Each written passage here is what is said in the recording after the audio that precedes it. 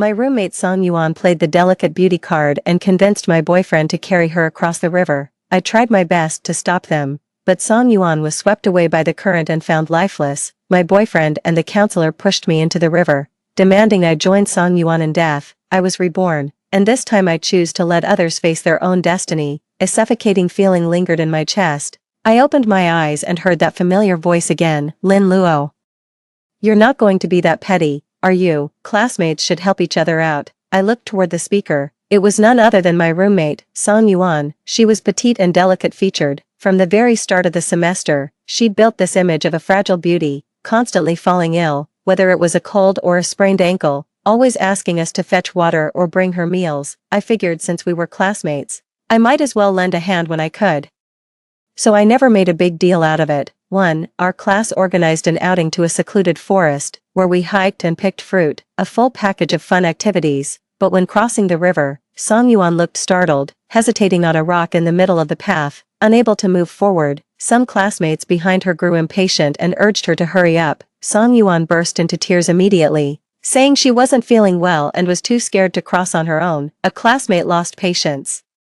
Then why did you even come? You're just holding up the activity. Why don't you go back to the homestay and lie down? My boyfriend Xiaoshu immediately retorted. We're all classmates here. Watch your tone. She's delicate, and it's perfectly normal to be afraid of water. Song Yuan, as if grasping at a lifeline, tugged at Xiaoshu's sleeve and cooed. Class monitor, could you carry me across on your back? Her large, glistening eyes welled with tears, making her look utterly heartrending.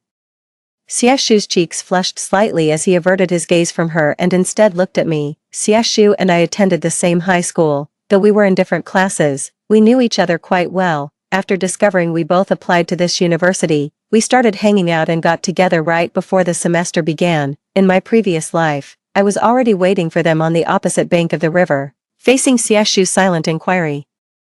I surveyed the terrain and considered the footing from when I crossed earlier. I advised him frankly, the current is swift, though it doesn't look deep, the rocks are slippery, carrying someone across would actually be more dangerous. Xiaoshu was clearly hesitating. Song Yuan's voice trembled with tears. Lin Luo, I know you're upset that I talked with Xiaoshu a bit more, but I'm genuinely scared. I never meant to steal your boyfriend. Xiaoshu looked at the pitiful Song Yuan, gritted his teeth, and crouched down. With a manly gesture, he pointed to his back and said authoritatively, hop on. This felt like a direct slap in the face. My temper flared, and I sneered, if both of you end up falling into the water, don't say I didn't warn you. The counselor, displeased with my words, retorted, Lin Luo, stop stirring up competition among women, we should be supporting each other. The counselor always preaches women supporting women, but her attitude toward the female students is lukewarm at best, while she's noticeably warmer toward the male students. It seems her idea of women supporting women is just a way to tell the girls to solve their own problems and bother her less, so she has more time to help the boys. She treats Xiaoshu with exceptional kindness. If nothing else, he's certainly easy on the eyes. Xiaoshu retorted irritably, Lin Luo, stop being so aggressive. The water isn't that deep, it's not like she'll get swept away, don't be so petty. I rolled my eyes and said, suit yourself, adults should take responsibility for their own actions. She staggered to the water's edge, took a couple of steps on the rocks, seemed steady enough, then suddenly started swaying unsteadily, afraid she might actually fall in. I quickly stepped forward to catch her. The moment my hand touched hers, a flicker of calculation suddenly flashed in her eyes as she looked at me. Then, Song Yuan slipped and fell into the water. Ah, Xiaoshu, save me. Lin Luo pushed me. Song Yuan screamed, grabbing onto Xiaoshu's pant leg. How shameless. I tried to help her up, and instead she accused me. Xiaoshu lost his balance and fell on the riverbank, grabbing onto a small tree branch to keep from being dragged down by her. In the heat of the moment, Xiaoshu cried out in panic, let go of me. The instructor rushed over and wrapped his arms around Xiaoshu's waist, afraid he might be pulled into the water. Save me, help, Song Yuan shouted desperately, seeing that the instructor had gone to hold Xiaoshu instead of pulling her to safety. The current may not look strong, but losing your balance in it could be extremely dangerous. Xiaoshu's pants were halfway pulled down by Song Yuan. Seeing his embarrassing state, he struggled anxiously and said, Song Yuan, let go first. We'll figure out a way to save you. The instructor urgently called for the boy behind her to help. Not many students had chosen to pick wild berries that day, and there was only one boy behind her. He tried to reach for Song Yuan, but the distance was too great, he couldn't get to her hand. In the stalemate, Song Yuan's grip gradually weakened, a wave crashed over her hand, and in a moment of panic and terror, she lost her grip and plunged into the water. She managed to cry out, "Xiaoshu, you have to save me," after a few more waves. Song Yuan still surfaced occasionally, but soon the water grew calm, and she vanished from sight. The instructor, terrified, dropped to the ground and shakily dialed the emergency number. This was a serious situation. Xiaoshu's face also looked extremely unpleasant. He suddenly snapped at me viciously, "Lin Luo, what are you doing? Did you push Song Yuan just now? Otherwise, why would she suddenly fall?" I was also scared out of my wits by this sudden turn of events. But why on earth was he blaming all of this on me? I retorted furiously, "Open your eyes and look." I didn't even touch her hand. Xiaoshu yelled, "Happy now. This is all your fault. We don't even know if Song Yuan is alive or dead." I shot back, "Then why didn't you dare to grab her hand earlier? All you did was cling to that branch. If you and the instructor had pulled her together, Song Yuan wouldn't have been swept away." Xiaoshu's face instantly turned ashen. The rescue team arrived and searched the waters all day, finally finding Song Yuan's body in a drainage ditch. A student's death blew this incident wide open. That night, as I was sleeping in the guest house, someone suddenly pressed a scented towel over my mouth and nose. I struggled briefly before losing consciousness. When I came to, I found myself by the riverbank where Song Yuan had fallen into the water. Xiaoshu glared at me with red-rimmed eyes. "Lin Luo, you took a living person's life. Today you will pay for Song Yuan's death with your own. Have you lost your mind? This has nothing to do with me," I shouted. The instructor beside me slapped me and snapped, "Hurry up. We'll just say Lin Luo killed herself out of guilt and pinned Song Yuan's murder on her." I realized the instructor was trying to save his own skin by throwing me under the bus. They shoved me into the water. I struggled to keep my balance and tried to swim, but it was useless. The river was full of rocks. My head hit one of them, and everything started spinning. Gradually, I felt water filling my nostrils as my entire body sank beneath the surface. Too, in my final moments, I thought of Mom and Dad again. "I'm so sorry. I failed as a daughter. How heartbroken they'll be without me, in this lifetime." Xiaoshu's questioning gaze fell upon me once more. Suddenly, it hit me. When did they get together? How could I have been completely oblivious? This time, I avoided Xiaoshu's probing eyes and looked down at my own toes. Xiaoshu reluctantly asked, "Lin Luo, can I carry Song Yuan on my back?" My heart started pounding. This was a perfect two-birds-one-stone opportunity. I feigned surprise and said, "You're asking me. If you want to do it, just go ahead." Song Yuan smiled triumphantly and said, "Lin Luo wouldn't mind such a small thing." Class monitor, "Well, thank you in advance." Xiaoshu looked at me with suspicion, as if wondering why I, known for my bad temper, had suddenly become so accommodating. I shrugged. Classmates should help each other out. Isn't that what a class monitor is supposed to do? Serve the students? Xiaoshu reluctantly crouched down, while Song Yuan smiled shyly and climbed onto his back, wrapping her arms around his neck. Just as Xiaoshu stood up, the instructor suddenly stepped forward and questioned, "Xiaoshu, is this safe? These rocks are covered in green moss. They must be slippery." Xiaoshu hesitated again and mumbled, "It does seem a bit risky. Maybe we should." Before he could finish, Song Yuan said softly, "Don't worry, instructor, our monitor is so strong. If he just slows down a bit, everything will be fine." The instructor hesitated, looking at Xiaoshu with concern, but Xiaoshu had already set off with Song Yuan on his back. He was walking unsteadily, making the other students anxious. They shouted, "Slow down." Song Yuan grew worried too. She felt herself slipping and instinctively tried to adjust her position. Her sudden movement made Xiaoshu tense up, and he yelled, "Stop moving." Suddenly, on the greenest rock, Xiaoshu slipped and fell. Both of them tumbled into the water. I felt a surge of delight, having genuinely worried they might make it across. "Ah!" They screamed in unison, flailing their arms wildly, instinctively grasping for anything within reach. Xiaoshu grabbed onto a tree branch, while Song Yuan clung tightly to his waist. The classmates were stunned by the scene. It wasn't until Xiaoshu shouted, "Lin Luo, help us," that everyone snapped out of their daze. I feigned panic, my legs giving way as I collapsed to the ground. With a trembling voice, I cried out, "Song Yuan, this is all your fault. If you hadn't insisted on making Xiaoshu carry you across, you wouldn't have fallen into the water." Resentment flashed in Xiaoshu's eyes. Meanwhile, Song Yuan was in even worse shape, unable to make out what I was saying. Water splashed across her face as she struggled to breathe. Seeing this, the instructor snapped out of his daze and called for the male student behind him to pull Xiaoshu to safety. Xiaoshu frantically grabbed one of them, causing the person to stumble and nearly fall into the water. The student quickly sat down to steady himself. From the opposite side, I fanned the flames. Instructor, please save Xiaoshu and Song Yuan. Do you want to just stand by and watch them die? The instructor shot me a fierce glare, gritted his teeth, stepped forward, and grabbed Xiaoshu's other hand. The two of them strained with all their might, but Xiaoshu and Song Yuan were too heavy, and the force of the water was overwhelming. They quickly lost their strength and were on the verge of being dragged into the water by Xiaoshu. Panic flashed in their eyes, sensing their strong desire to retreat. Xiaoshu tightened his grip on their hands, struggling frantically as he shouted, Song Yuan, let go of me, you're going to get us both killed. Choked by the rushing water, Song Yuan couldn't speak, but she clung desperately to Xiaoshu as her only lifeline, refusing to loosen her hold. Xiaoshu then turned to me and barked an order, Lin Luo, hurry up and pull me out, tears streaming down my face. I waved my phone at Xiaoshu in a panicked daze, hang on just a little longer. I don't have the strength to pull you up right now. Song Yuan is so frail, she needs you. I'm calling the rescue team. Xiaoshu cursed under his breath, his rage boiling over as he snarled, Song Yuan, you bitch, you're really going to be the death of me. Well, so much for chivalry when his own life was on the line. A wave crashed over his face, soaking their clasped hands. Their grip was slipping, and it was only a matter of time before they lost hold.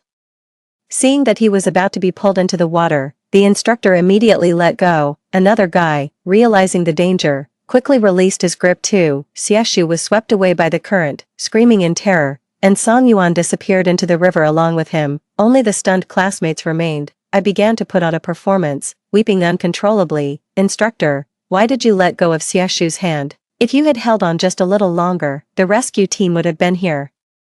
The instructor, pale with rage and gasping for breath, snapped, I almost got dragged down with them. I've done everything humanly possible. I kept sobbing, I don't care, they fell, and it's your responsibility. The instructor looked at me as if she could skin me alive, but no matter what, she had to answer for what happened. Even so, it still wouldn't make up for the harm she did to me in my past life. After that harrowing experience, none of the students dared to go mountain climbing again, descending in a state of shock. When the rescue team arrived, I volunteered to join them in searching the mountain for their bodies. In a pool of water, they found Song Yuan clinging to a large rock, barely alive with purple lips, and the rescue team quickly pulled her to safety. Song Yuan was coughing violently, producing pink, frothy sputum. The rescue team said she had pulmonary edema, possibly with a lung infection, and needed immediate medical attention. This is a far better outcome than her previous life's ending, where she drowned outright. I asked anxiously, Song Yuan, where is Xiaoshu? Please, you have to tell me. Song Yuan was in terrible shape, but her mind was mostly clear. Still, she refused to say a word.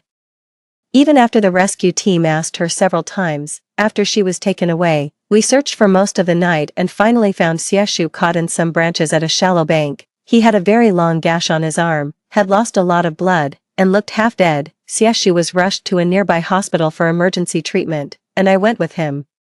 When the doctor was desperately looking for family members and told me and the counselor that Xiaoshu's arm was severely infected and required amputation, the counselor nearly fainted from shock. She trembled as she called Xiaoshu's parents, anxiously explaining the situation for a long time, but they refused to sign the surgery consent form. Both of them wanted to come here to see their son's condition for themselves, which I understood. After all, no one could accept that their son, who had just gone out for a trip, might need an amputation. It takes about 2 hours to get from the city to this suburban area. While waiting for Xiaoshu's parents, the doctor said his mental state was extremely unstable and asked if someone could go comfort him, and just like that, I walked in. Xiaoshu lay disheveled on the hospital bed, dried tears at the corners of his eyes. When he saw me enter, he became agitated, and tears suddenly welled up. He said, Lin Luo, why didn't you stop me? You clearly wouldn't let me carry that despicable woman before. It seems the impact just now jolted his memory of his past life. Just as well, I don't have to feel the slightest bit of sympathy for his situation. I feigned confusion and looked at him. Xiaoshu, what nonsense are you talking about? Xiaoshu's chest heaved violently as he cursed. That bitch is trying to kill me. But wait, this wasn't supposed to happen. I put on an indignant expression and said, exactly. If she had just let go of you, you would have been pulled up safely. You'd be perfectly fine right now. Xiaoshu's eyes instantly reddened. I added, unlike now, she just choked on some water. But you're going to need an amputation. Xiaoshu froze, his bloodshot eyes staring at me in disbelief. Lin Luo, what did you say? 3. What? Did Xiaoshu really not know? I squeezed out a few tears, suppressing the thrill inside, and said hoarsely, Xiaoshu, your arm is severely infected and can't be saved. Your parents are on their way. Beep, beep, beep. The monitor blared urgently as medical staff rushed in to save Xiaoshu. I've really caused them so much trouble. Xiaoshu's parents arrived quickly. At the sight of their son's critical condition, his mother nearly fainted, while his father, wiping away tears, signed the surgical consent form with trembling hands. The thought of how heartbroken my parents from my past life must have been upon seeing me die made me weep uncontrollably. Mr. and Mrs. Xia quickly recognized me since we're from the same hometown. They knew exactly who I was. Through my choked-up account, they learned that Xiaoshu had fallen into the water while helping Song Yuan cross the river, and that Song Yuan's refusal to let go had caused him to be swept away by the current. Mrs. Xia stormed into Song Yuan's hospital room like a woman possessed. Song Yuan had just undergone minor surgery and was receiving oxygen therapy. Mrs. Xia slapped Song Yuan across the face. The blow jolted her out of her groggy state, and she stared back in terror. It's because of you, you wretched woman, that my son has to have his leg amputated. I'll kill you. I'll kill you, you little bitch. Mrs. Xia was incredibly fierce, and Song Yuan was beaten so badly she scurried away in panic. Mrs. Xia wept bitterly. Why are you completely fine while he ended up like this? You're the one who ruined my son. Song Yuan was terrified and cried, trembling as she said, Auntie. I had no idea this would happen. Hitting me is against the law. I feigned holding Auntie Xia back, wiping my tears as I said, Auntie, Xiaoshu wouldn't want to see you hit Song Yuan either. She's the girl he was willing to risk his life to protect. Hearing this, Auntie Xia gritted her teeth in fury and actually bit Song Yuan's arm. Song Yuan let out a sharp cry, but Auntie Xia refused to let go. It wasn't until doctors and nurses rushed over that the two were pulled apart. The wound was bleeding heavily, and Song Yuan was completely stunned with fear. I've heard that human bites are worse than animal bites. I wonder how Song Yuan is doing. Watching the chaos unfold before me, I let out a silent laugh as I sat on the hospital chair, tears streaming down my face. I miss my parents so much. The exhaustion from non-stop work since my rebirth suddenly overwhelmed my heart. I video called my mom. It's 5:30 in the morning, and there's mom looking all sleepy-eyed, yawning as she waters the flowers. Surprised to see me calling at this hour, mom said, Luo Luo, having fun, no sleeping in today. Fighting back tears, I tried to keep my voice steady. It's okay, mom, I just miss you and dad. After chatting with mom for a while, I slumped onto a stool, exhausted, and dozed off. As dawn broke, figures hurried back and forth in the corridor. I heard the doctor urgently asking, has Song Yuan's family arrived? She's been bitten and infected. She needs an amputation. The scene instantly descended into chaos. I was stunned. I'd heard human mouths harbor more bacteria than animals, but I never imagined Song Yuan would end up needing an amputation. Mrs. Xia's mouth fell open in shock. After a moment of stunned silence, she spat out viciously, serves her right, who told her to shamelessly harm my son. Song Yuan's mother rushed over. After learning what happened, she got into a physical fight with Mrs.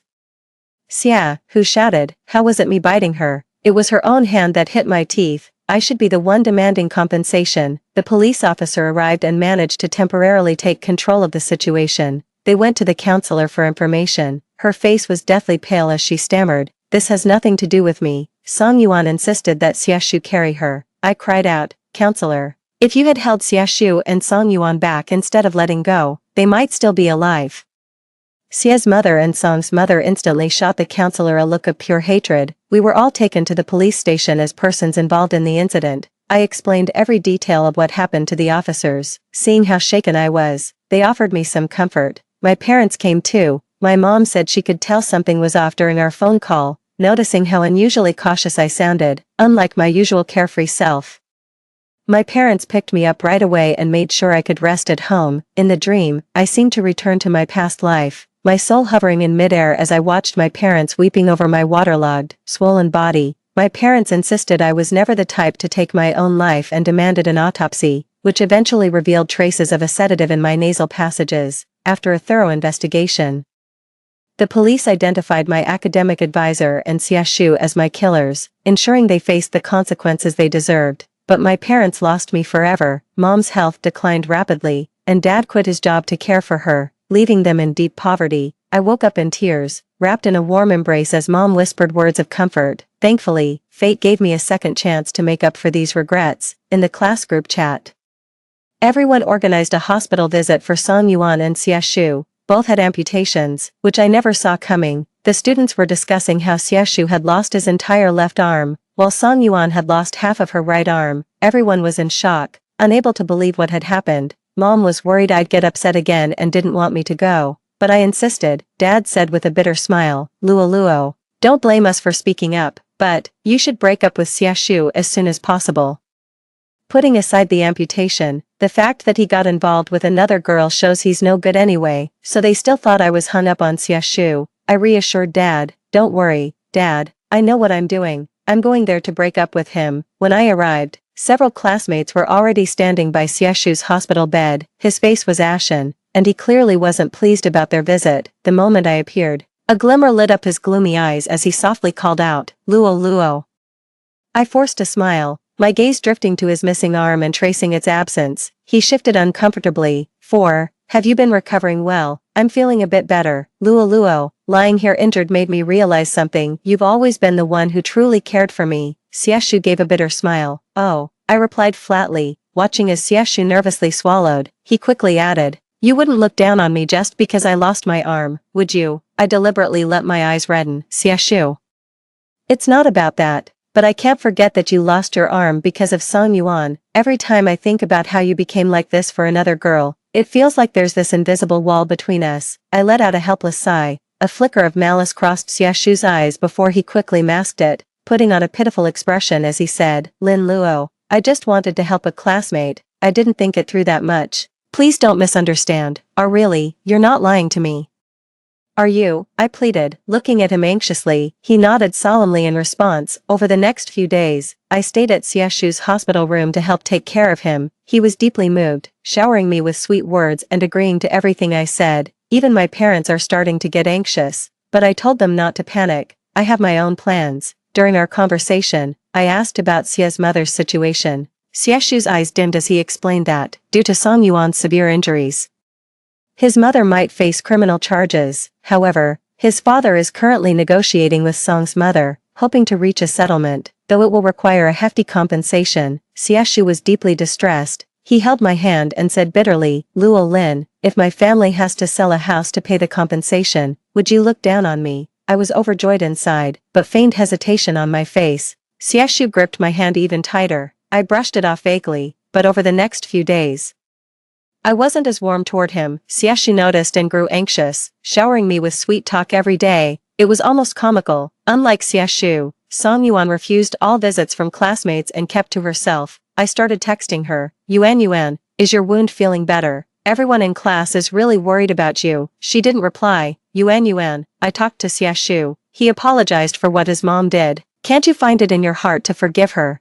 Song Yuan quickly responded, "Lin Luo, are you out of your damn mind? If you lost your hand, would you forgive the person who hurt you?" I retorted with conviction. "But all of this really happened because of you. If you hadn't been so difficult, how could Xie Shu have ended up getting amputated? Frankly, we're being generous by not holding you accountable." Song Yuan sent over a barrage of abusive messages, and I read through them with a smile. I continued, "Your manners are terrible. I always knew you were putting on an act before. Now Xie Shu has seen your true colors. He absolutely despises you. I'm going to show him all these messages." Song Yuan sent several 60-second voice messages. That wasn't her limit. It's just the maximum length for WeChat voice messages. She also sent quite a few pictures. "Lin Luo, you're such a bitch. Do you have any idea what Xie Shu and I have been up to behind your back? Let me enlighten you." I was completely frozen in shock as several intimate photos of Xie Shu and Song Yuan came through.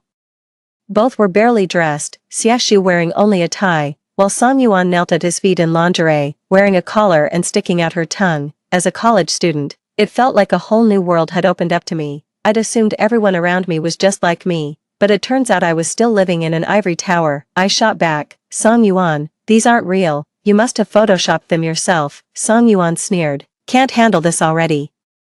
I haven't even shown you the really shocking part yet. I don't believe it. I'm going to find Xie Shu and get the truth right now." As I rushed into the hospital room in tears, I saw local media interviewing Xie Shu, promoting him as a model student who courageously did the right thing. Xiaoshu looked solemnly into the camera and declared, I have no regrets. As class monitor, it's my duty to protect every student. If given the choice again, I would still save Song Yuan.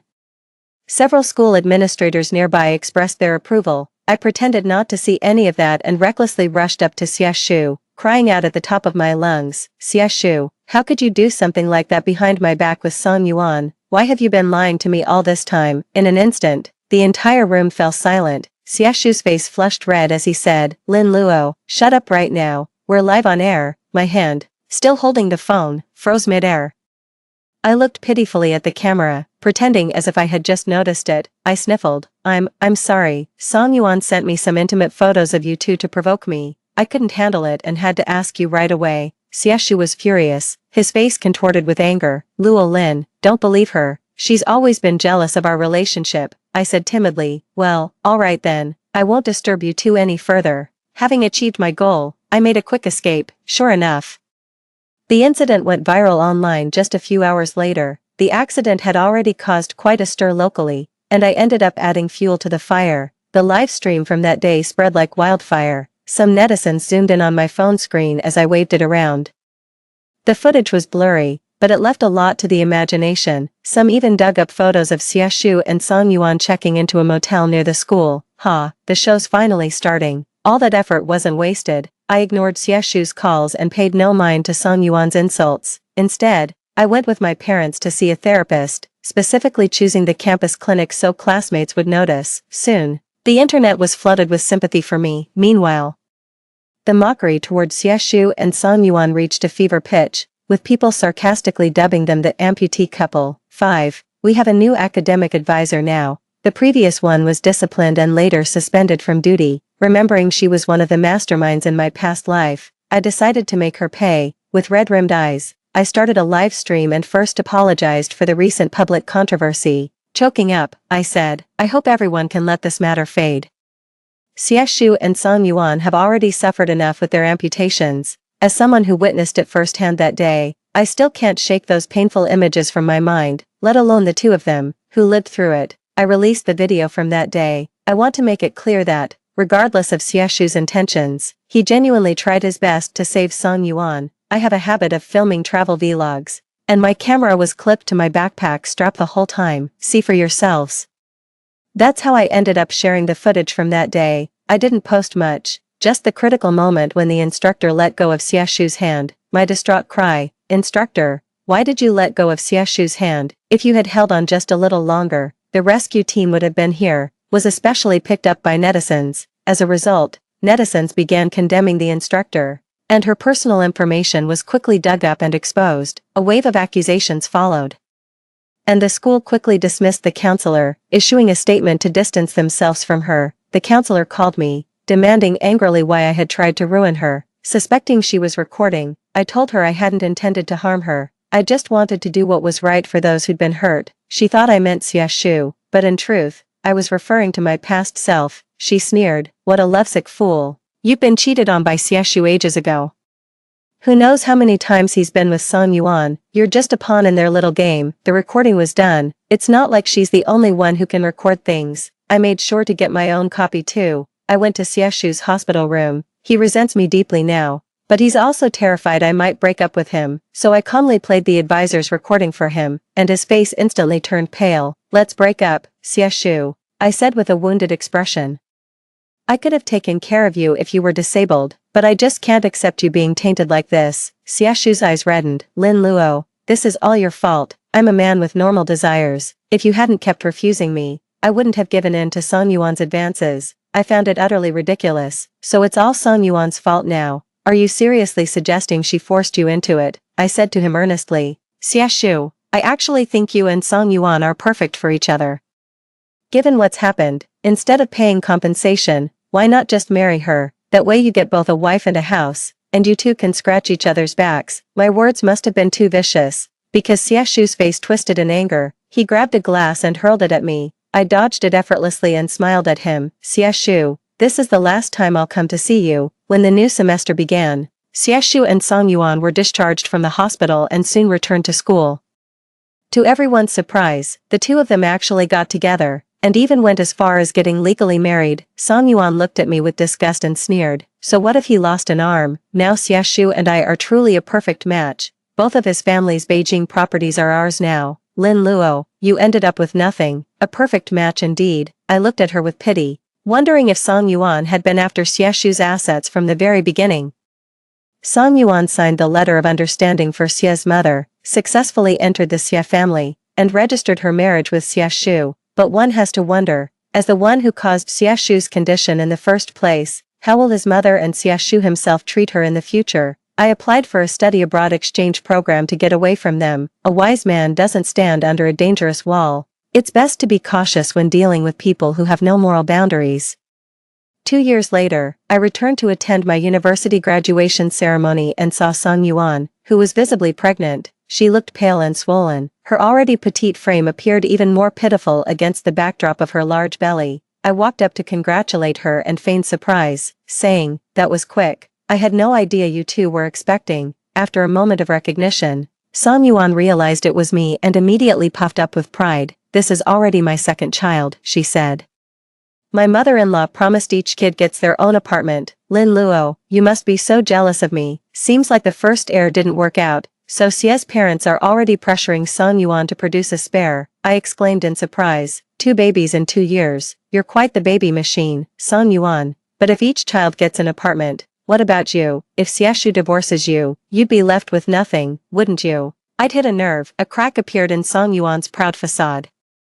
I added with a grin, "Not like me, my parents' house is all mine, no need to worry about that, and no pressure to have kids either." "Lin Luo, shut up," Song Yuan snarled at me, her face twisted with anger. "Lin Luo, you're back," Xiaoshu exclaimed, his face lighting up as he hurried over to me. His eyes swept over me, a bittersweet loneliness in his gaze. In a commanding tone, he said to Song Yuan, "Wait over there for a moment. I need to talk to Lin Luo."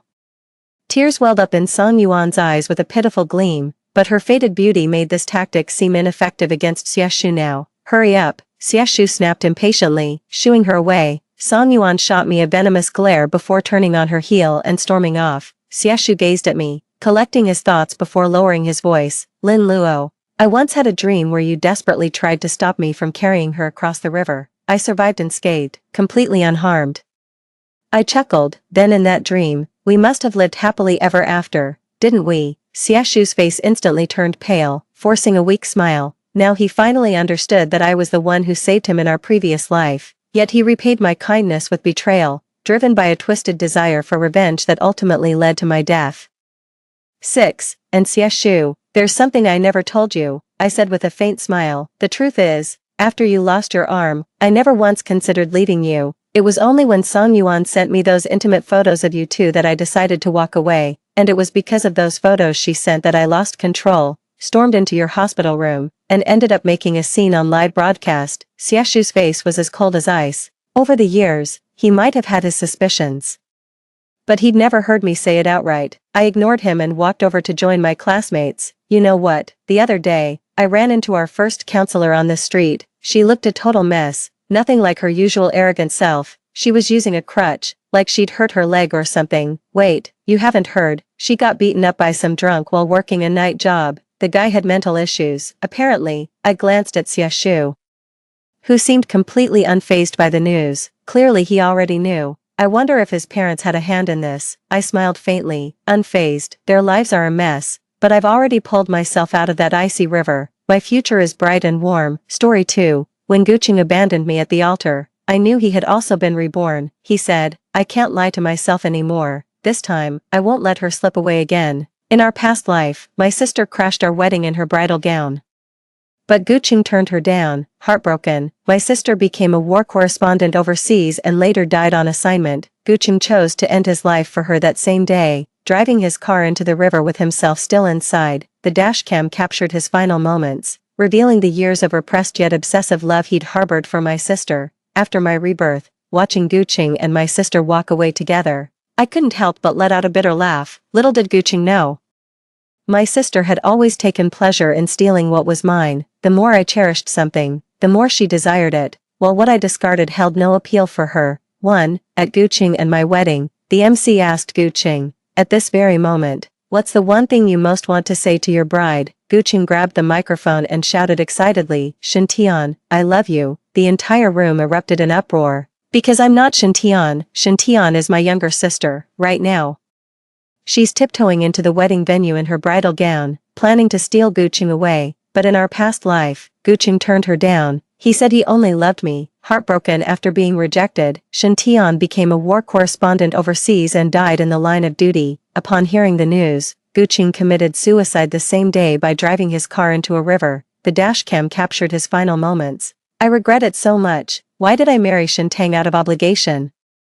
Why didn't I leave with Tian Tian back then? Why did I let her go abroad alone? With her gone, what's the point of my existence? I'm sorry, Tian Tian, I'm coming to be with you now. We'll never be lonely again. Gu Cheng's voice was thick with despair, remorse, and anguish. Every word he said felt like a knife twisting in my heart, tearing me apart. The tragic part was, I was already 8 months pregnant at the time. A week after Gu Cheng's death, Shin Tian, who had supposedly come back from the dead, shamelessly appeared before me. I never died, just told Gu Cheng a little white lie. Never thought he'd take it so seriously, so he loved me that much all along. She stood before me with a victor's poise, looking at me like I was some pathetic joke. Ever since we were kids, she's always loved stealing things from me. She's my father's illegitimate child, when her mother abandoned her at age 10. My father had no choice but to bring her back to the Shin household. After returning to the Shin household, she put on an innocent facade while secretly resenting any advantage I had over her. She'd go to any lengths to possess whatever I owned. Whether it was grandparents' affection, father's love, or even my own mother's attention, she wanted it all. The same went for my favorite clothes, dresses, jewelry, and cosmetics. She'd inevitably acquire identical copies. I had a feeling she'd try to steal my boyfriend, but I never thought she'd actually succeed. 2. Guqing. Is it true? Shin Tian gazed at him with tearful joy, overwhelmed with happiness. It's time I showed some courage for us, Guqing said with unwavering determination. He walked off stage, leaving me alone under the spotlight. He stood before Shin Tian, gently wiping away her tears. So Guqing could be this tender with others too. Guqing and I met during freshman year. He was a financially struggling student, orphaned with only an elderly grandmother who collected scrap to support his education. I kindly sponsored him. I even accompanied him to take his sick grandmother to the hospital and covered the medical bills. In my past life, Guqing was the one who pursued me first. He said I made him feel the warmth and sunshine of this world. He admitted he wasn't worthy to pursue me now, but feared that years later I'd belong to someone else. That's a risk he couldn't take. Yet he made me a solemn vow to strive for a better life together, swearing he'd rather lose both legs than ever betray me. With my support, Guqing's career skyrocketed after graduation. True to his word, he married me at the peak of his success, but after marriage, I could no longer feel his passion for me. Yet now, Guqing's gaze burned with intensity as he looked at Shin Tian, his eyes brimming with the joy of having her back. What about my sister? Shin Tian said hesitantly. She turned her eyes to me. No one noticed the glint of triumph hidden in her eyes. I'll never forget the words she whispered in my ear before pushing me down the stairs to my death. All I did was fake a fall in front of Guqing, then accidentally let him see the wounds I'd inflicted on myself. He was so heartbroken, believing the Shin family had abused me.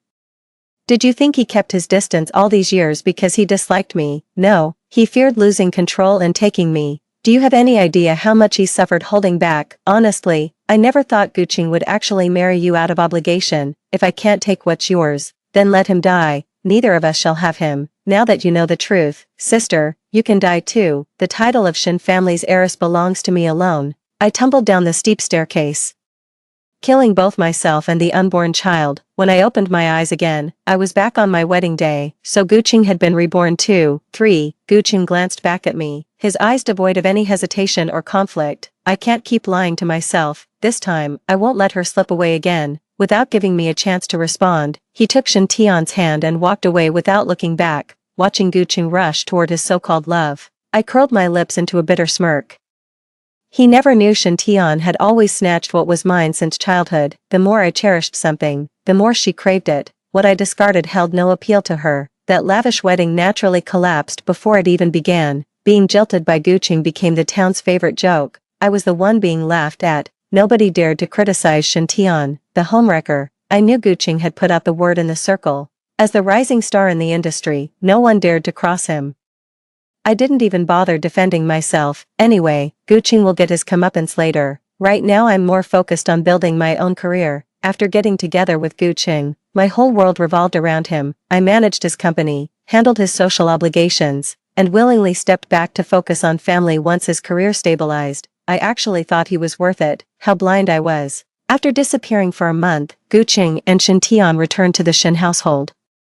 She knelt on the ground, weeping as if her heart would break, as if she's the victim here, when she's the one who stole someone else's husband. When I got home, I could see the helpless expressions on my parents' faces. No matter what, Shen Tian's outrageous behavior at my wedding would have made any parents furious, but now their anger has slightly subsided because of Shen Tian's repentant attitude. When Shen Tian saw me, she completely broke down. Crawling on her knees, she pleaded, "Sis, punish me however you want. Just please don't blame Guqing. This is all my fault. Whatever I want." I confirmed. "Whatever you want," Shen Tian said resolutely. "In my past life, I'd been lenient with Shen Tian too. It's not just that she's fake. Even when she likes the same things I do, I see it as her lacking confidence, desperately trying to copy me. What really matters is that I couldn't be bothered to stoop to her level. The upbringing I've had made me certain Shen Tian would never outshine me. I still underestimated her. So at that moment, I bent down and slapped Shen Tian across the face with all my might. The sharp crack of the blow left her completely stunned. Before Shen Tian could react, Guqing shoved me aside roughly, nearly sending me to the ground. He shielded Shen Tian in his arms and snapped, "Shen Tang, our issues have nothing to do with her. If you've got a problem, take it out on me." "Fine." Without hesitation, I stepped forward and slapped Guqing across the face again. When it comes to scumbags and trashy women, I'll slap them all one or two. It makes no difference. 4. Guqing was visibly fuming from my blows. He probably never expected someone as gentle as me to act so rough. My parents were completely stunned too. A month after being jilted at the altar, I showed no signs of emotional breakdown at home. If anything, I became more driven. Knowing I never held grudges against my sister, they assumed I'd channeled my grief into motivation, and that was the end of it. The end? How is this possible? Justice may be delayed, but it's never denied. "Shen Tang, we came back to sincerely apologize to you," Guqing said angrily, with unwarranted self-righteousness, as if I should be grateful just because he showed some remorse after wrongdoing. I laughed in sheer disbelief at his shamelessness. "Do you really think I have to accept your apology?" I challenged Guqing. "By that logic, if I murdered your entire family, would a simple sorry make it okay? What's the point of having police, laws, morals, or basic decency then?" My sarcasm left Guqing utterly humiliated. He clearly hadn't expected me to be this ruthless, nor to strip him of all dignity. In the past, I'd always tiptoed around to protect his fragile ego. I knew he was insecure about his background, so I always made sure to uphold his masculine dignity both in private and public. Accustomed to being pampered, he was completely thrown off by my unusual behavior and just stood there dumbfounded, speechless for a good while. Then Shen Tian spoke up. "Sis, I know you love Guqing deeply and can't accept us being together right now, but love can't be one-sided. We're truly in love. Please give us your blessing." "If I withhold my blessing, will you two break up?" I asked Shen Tian with a smile. "You've never been this unreasonable before. Guqing doesn't love you. You two would never be happy together. You should actually be grateful you're not married yet, that you've avoided real tragedy." Shen Tian's words dripped with false righteousness. I had to admit, Shen Tian was right. Marrying Guqing would have been my tragedy, but does that give her the right to steal someone else's husband? I sneered sarcastically. This is the first time I've heard someone glorify homewrecking as some noble, virtuous act. Shen Tian flushed crimson at my verbal jab. Before she could retort, I fired back. "Should I be thanking you? Thank you for humiliating me by crashing my wedding with Guqing. Thank you for meddling in our relationship. Thank you for showing me what a worthless scumbag Guqing is. Thank you for being that homewrecker." "She's not a homewrecker." Guqing rushed to defend her. "I know you can't accept our breakup right now, but I don't love you. Nothing you say will change my decision to be with Shen Tian." "Guqing, do you think I'm some kind of desperate fool?" I glared at him with utter disdain. "What made you believe I'd still have feelings for an irresponsible, cheating, tactless, brainless, and downright filthy man? Do I look like a garbage dump to you? Shen Tang, how could you become like this? Do you have any idea how ugly you're being right now?"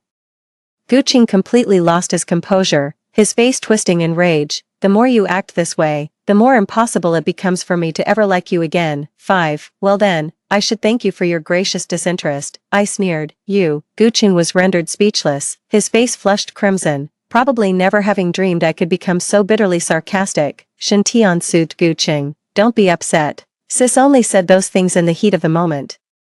I'm sure she'll forgive us eventually. Guqing took a deep breath to calm himself down. He said, Shintang, no matter what, I'm truly grateful for your support back then. To repay you, I genuinely want to be with you and treat you well for the rest of my life. The more I listened, the more bitterly ironic it felt. So what he's saying is, being with me was just an obligation, because I helped him, and this was his only way to repay me. By offering himself, he was emotionally blackmailed. Tang Tang, I've tried, but I'm just not happy with you. I don't want our marriage to become chains that bind us. You deserve better, and I deserve to be with the one I truly love. As he spoke, Guqing cast a tender glance at Shintian. The two exchanged a sickeningly sweet smile. How revolting. My parents couldn't take it anymore. Guqing, Shintian, you came back today to make amends for the harm done to Tang Tang. In other words, this isn't the time for your public displays of affection. Here's a card. Guqing produced a bank card. I've calculated it. The medical expenses you covered for my grandmother back then totaled about 30,000 yuan. This card holds 3 million, a hundredfold return. You're not losing out. I stared coldly at that bank card. At least I no longer held any expectations for Guqing. So the disappointment didn't cut too deep. 3 million is no small sum, but has he forgotten? It was me who helped him land jobs, start his business, and establish himself. Forget 3 million, even his current 30 million net worth came from me. Sis, Guqing has done more than enough for you. Anyone else would have just repaid the money with interest. No more than 100 grand, Shintian chimed in, stirring the pot. You haven't worked a day since graduation or earned a single penny. Guqing's been supporting you all these years. You should be grateful. So this is how you've been describing me to Shintian, I asked Guqing. Guqing's evasive eyes and indirect response spoke volumes. It was tacit admission. He said, Shintang, let's part amicably and remain family. Part amicably. When Guqing started his business after graduation, I stood by him through every struggle. I drank myself sick to secure deals for him, even endured inappropriate advances from unscrupulous clients, all things he knew full well and once felt deeply ashamed of. In the end, it all boiled down to Shintian's dismissive remark about never earning a single cent. I took the bank card. I saw the contemptuous smirk on Shintian's face. Guqing also let out a sigh of relief. Even if our family isn't poor, 3 million is still no small sum. They were certain I couldn't refuse. I didn't disappoint them. Wishing you a lifetime of happiness. Thanks for your blessing, sis, Shintian said politely, though without much genuine joy in her heart. Just like every time before, she took what was mine and always managed to walk away scot-free. She'd grown accustomed to these outcomes. But then, to everyone's surprise, I casually added, trash belongs with trash. 6. Guqing and Shintian's faces turned ashen with rage. Shintian finally snapped. With righteous indignation, she said, Sis, you've already taken the money. Don't you think you're being hypocritical by acting this way now? First, this money is rightfully mine. I enunciated each word deliberately. Guqing's success today is entirely my doing. I, Shintang, made it happen. No amount he gives me could ever be too much. Second, your affair was your wrongdoing, yet it left an indelible stain on my life. Compensation is the least I deserve. Finally, I wasted 10 years of my youth on a dog. 3 million. Is that really too much to ask? Shintian was momentarily speechless. Guqing hadn't expected to get the cold shoulder upon arriving home. With a frosty expression, he said, Anyway, I don't want to dwell on who's right or wrong between us anymore. When were you ever right? Fine, consider me wrong, Guqing conceded, unable to argue further. But what's done is done. I've done all I can. If you won't forgive me, so be it. My only hope now is that you won't resent Tian. Direct your anger at me instead. Don't worry, I won't punish myself for your mistakes. Hating you would just be a waste of my life. I'm done wasting my time on them. Guqing will get what's coming to him sooner or later. As for Shintian, crossing paths with Guqing won't end well for her either. Does she really think Guqing is some kind of saint? I ignored them and retreated to my room. Right now, career advancement matters more to me. I'll never be foolish enough to do the work while others take the credit. From then on, I threw myself entirely into my work. I used the 3 million Guqing gave me to set up an online media company. I signed a lot of internet celebrity streamers, created live streaming sales channels, and invested heavily in new media short-form fiction videos. The company grew rapidly. I was so busy that I only got 5 or 6 hours of sleep a night, and I ate every meal on the go. I simply had no time to concern myself with Guqing or Shintian anymore. It wasn't until a former business partner of Gu Cheng's, unable to reach him, called me to ask if he should renew their expiring contract. He still had no idea that Gu Cheng and I had gone our separate ways. I was actually the one who secured that project for Gu Cheng, so they had to come to me. I won't sign the contract, I said, but I'm willing to work with Mr. Lin. I told him about my situation with Gu Cheng. Mr. Lin agreed without hesitation, saying he'd only signed with Gu Cheng out of respect for me. He added that Gu Cheng had become completely unreliable, skipping work constantly and being unavailable when needed, which had drawn complaints from multiple partners. Since President Lin put it that way, I won't stand on ceremony. I never touched Gu Cheng's clients out of some humanitarian concern. It simply wasn't worth the resources to poach them. After my rebirth, I knew exactly which markets were ripe for the picking, so why waste effort? But when business comes knocking, you don't turn it away. 7. I began reaching out to Gu Cheng's business partners one by one. Most clients chose to renew with me instead of Gu Cheng when their contracts expired, yet throughout this period, Gu Cheng remained completely oblivious. This would have been unthinkable in the past. The old Gu Cheng was a workaholic, though occasionally lacking in negotiation finesse. His professional dedication would never have allowed clients to be poached. He's got enough awareness for that, of course. There's no need to be surprised now. During my occasional downtime, I'd scroll through social media to unwind, only to see Shen Tian and Gu Cheng traveling across the country every day, living like wandering souls. Shen Tian would post multiple updates daily, with Gu Cheng liking and commenting on every single one, prompting her to reply each time. The two of them went back and forth, and their moments became a place for them to shamelessly flaunt their affection. Half a year flew by. And when Chinese New Year came around this year, Gu Cheng and Shen Tian returned from their trip abroad, laden with gifts for their parents. Shen Tian also brought me a gift. She said, "Sis, I specifically bought you this pink crystal bracelet. It's been blessed, and they say it's great for attracting romance. It's supposed to be really effective. I heard from Mom and Dad that you've been all alone these past 6 months. And Gu Cheng and I are really worried about you." "Don't worry," I said, handing the pink crystal back to Shen Tian. "I just prefer to have nothing than to settle for less. After all, running into another dog would be too costly." Gu Cheng's face darkened. "I won't be home for dinner. Got some unfinished business to take care of." I tossed the words over my shoulder and headed to change clothes. The sight of them completely killed my appetite. I had just stepped into the bedroom when my phone rang. It was Song Yuan. Song Yuan, a high school classmate of mine, had recently returned to China. We reconnected at the last class reunion and have kept in touch ever since, as we have some potential work collaborations. "Are you free tonight? It's Lunar New Year. Aren't you supposed to be having dinner at home?" I chuckled. My extended family won't stop nagging me about marriage. It's unbearable. "Free for dinner tonight." "Fine, perfect timing. I was just looking for a dinner buddy." Song Yuan said he'd pick me up downstairs in 10 minutes. I rushed to change and threw on some makeup in record time. Realizing I hadn't done my makeup in ages and it being Lunar New Year, I decided to put in a little extra effort. Walking into the living room, I saw Gu Cheng and Shen Tian all over each other, sickeningly sweet and borderline nauseating to watch. "Sis, dressing up so fancy.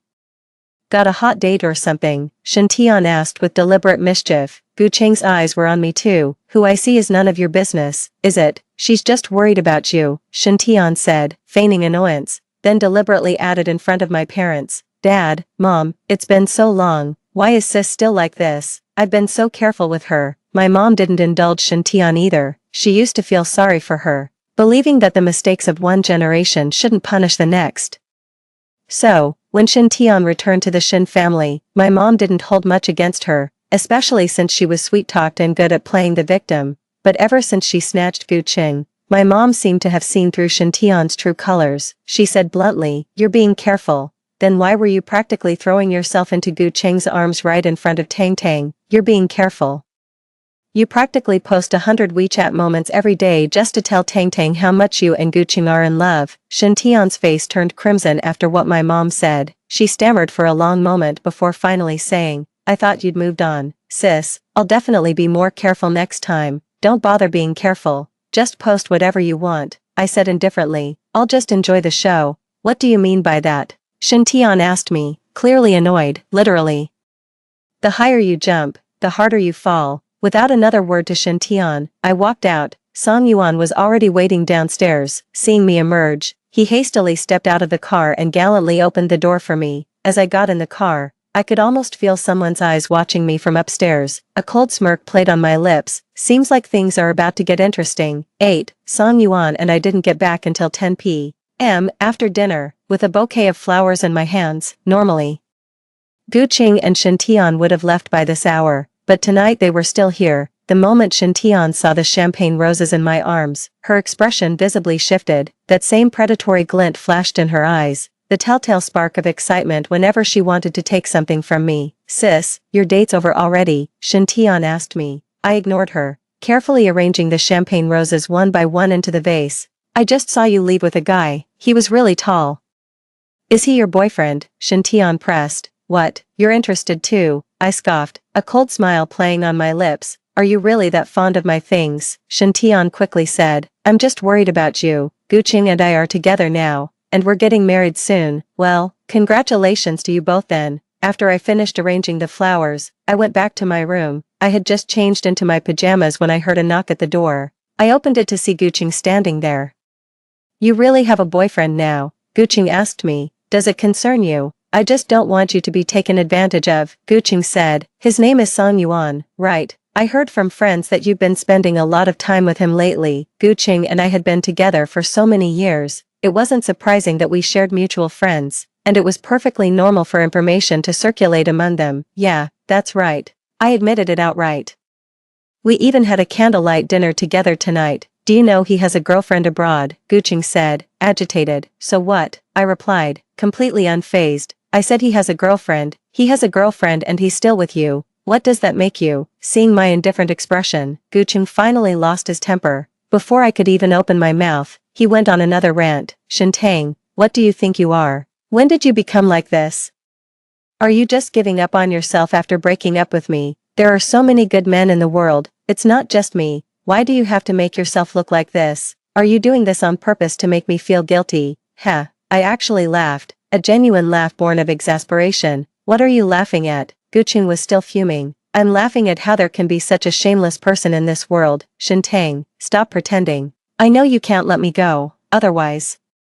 Why haven't you dated anyone since we broke up so long ago? Why are you with someone who already has a girlfriend? You're just doing this to get a reaction out of me, Gu Qing stated with absolute certainty. So, you also think being with a man who has a girlfriend is a shameful thing, don't you? I didn't want to argue with him anymore. It was pointless. A Phoenix man would never deny his own charm, nor would he ever believe he was inferior to anyone.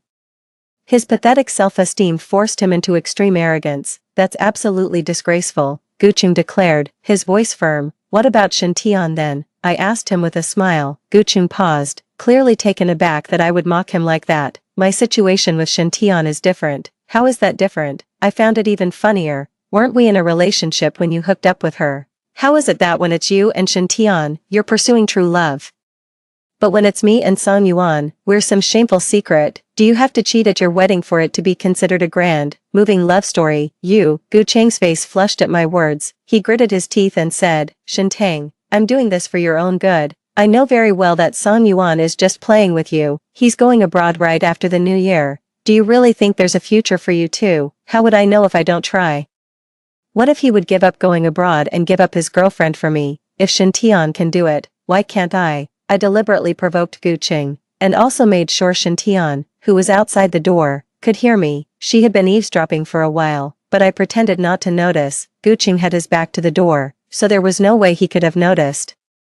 9. You just want to prove you're more charming than Shen Tian. To put it simply, you're just resentful that Shen Tian took me away from you. Gu Qing remained supremely confident. I didn't say anything, just stared at Gu Qing. Gu Qing frowned. Why are you looking at me like that? Is there something on my face? Yeah, there is. I nodded. What is it? Gu Qing frantically patted his face, searching. It's a bit gross, Shen Tang. Gu Qing was furious. Since you're so shameless, I see no point in sparing your fragile ego. I sneered, each word cutting like a knife. Song Yuan comes from an elite family. His father's a business tycoon. His mother's a Peking University professor. Everyone in his circle is either wealthy or distinguished, light years ahead of a small-town grind like you. He graduated from top international universities, stands tall and handsome, speaks with wit and grace.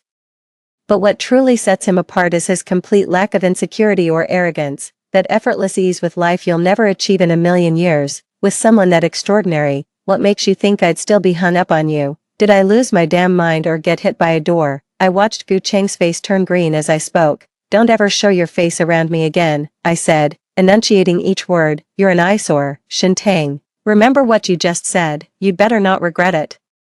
Gu Cheng was furious. He spat out a final remark and stormed off. I clearly saw Shintian at the door, but I didn't stop for a second. Shintian glanced at me, as if she had something to say, but in the end, she gritted her teeth and went after Gu Cheng. Only after that, Shintian started coming home frequently. She no longer traveled everywhere with Gu Cheng, and she subtly started asking my parents about me. Eventually learning that Song Yuan and I were growing closer, on my birthday. I deliberately called my mom to tell her I'd be having dinner out with Song Yuan and wouldn't be coming home. I told my mom the exact time and place we'd be eating. Sure enough, at 6:30 p.m., I unexpectedly ran into Gu Cheng and Shintian at the restaurant. They were arm in arm, so were Song Yuan and I. I saw Gu Cheng's eyes fixed on the spot right next to Song Yuan, where I was standing arm in arm, so was Shintian. But Shintian's gaze was more focused on Song Yuan, sizing him up and down. Her eyes gleaming. Hey sis, what a coincidence, let's grab lunch together, Shintian initiated cheerfully. Not a good time. I declined outright and immediately pulled Song Yuan toward our reserved table. Throughout the meal, I could occasionally sense Gu Cheng and Shintian's gazes, but deliberately ignored them. Halfway through dinner, Song Yuan gave me a surprise. He sat at the piano in the elegant restaurant, playing beautiful music for my birthday, captivating everyone's attention.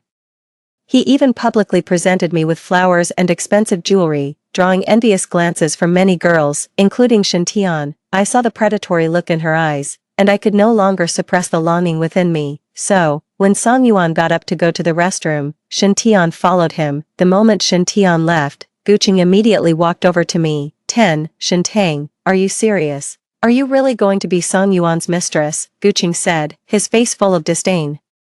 Don't put it so harshly, I replied, unruffled. Song Yuan and I are truly in love. You're really not the Shintang I once knew. Does it matter if I'm the Shintang you know? I said indifferently. To me, you're just an insignificant person. Why would I care what you think of me? Shintang, I told you before, don't show your face around me. You're an eyesore. With that, I got up and headed straight for the restroom. Gu Cheng followed me. Then, as we walked down the restroom hallway, we saw Shintian leaning into Song Yuan's arms. Thank you, Song Yuan, I would have fallen if it weren't for you. Shintian feigned panic, but anyone with eyes could see she was deliberately pressing herself against Song Yuan. I saw Gu Cheng's face turn as black as coal. He probably felt a sense of déjà vu too, didn't he? Wasn't this exactly how Shintian seduced Gu Cheng back then? Song Yuan steadied her. Shintian then pretended to twist her ankle again, throwing herself back into Song Yuan's arms, clinging tightly to him, and letting out a whimper. Oh, it hurts so much. What's wrong? Song Yuan asked, concerned. I think I twisted my ankle. I can't walk. Do you need me to take a look? Song Yuan asked. Wouldn't that be too much trouble for you? And what if my sister sees us and gets the wrong idea? Aren't you afraid of being misunderstood? Song Yuan whispered seductively in Shintian's ear. Isn't this little act of yours just to tempt me? I would never do such a thing. Yet her body instinctively leaned closer to Song Yuan as she protested. Seizing the moment, Song Yuan pulled Shintian into an embrace. Your sister mentioned you're getting married soon, he teased. So why are you still being such a tease? Who said I'm getting married? How could I possibly marry Gu Cheng? Shintian snuggled into Song Yuan's arms. I don't like him at all. He's just a gold digger.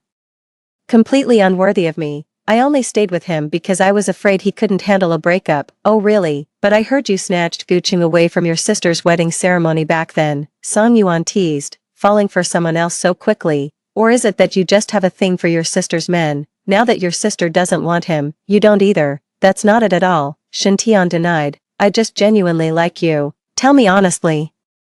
Do you have a thing for your sister's men? Song Yuan lifted Shintian's chin. Anyway, your sister and I were just messing around, but I like honest women. Shintian seemed desperate to snatch Song Yuan from me, so she admitted, yes, I've always loved taking things from her since we were kids. Why should she get to enjoy everything the Shin family gave her so naturally when I had nothing growing up? It's not fair. So I swore. Anything my sister has, I want it, including men. Shintian, are you with me just because I'm your sister's boyfriend? And not because you actually like me? Gu Cheng finally couldn't take it anymore and roared at them. 11. Shintian flinched. She didn't expect Gu Cheng and I would be here too. She quickly and flusteredly said, no, It's not what you think, I was just helping my sister test Song Yuan, to see if he was truly sincere about her. Oh, come on, Song Yuan exposed Shen Tian. The way you were practically throwing yourself into my arms just now. As if you wanted to melt into me, and constantly rubbing against me, you were practically ready to strip right there and then. I did not. Song Yuan didn't say much. He left Shen Tian's side and walked up to me. Old classmate, how did the mission go? I nodded with a smile. I'll apologize to your girlfriend later. Her boyfriend's body was, defiled because of me. No need, she absolutely despises green tea bitches and fully supports me helping you. I'll treat her to dinner abroad sometime. It's a deal. Song Yuan and I left. Behind me, I could almost hear Gu Qing's desperate roar. Shen Tian, I'm going to kill you. Do you have any idea how much I've sacrificed for you? How could you do this to me? Shen Tian was also screaming. Gu Qing, let go of me, you lunatic.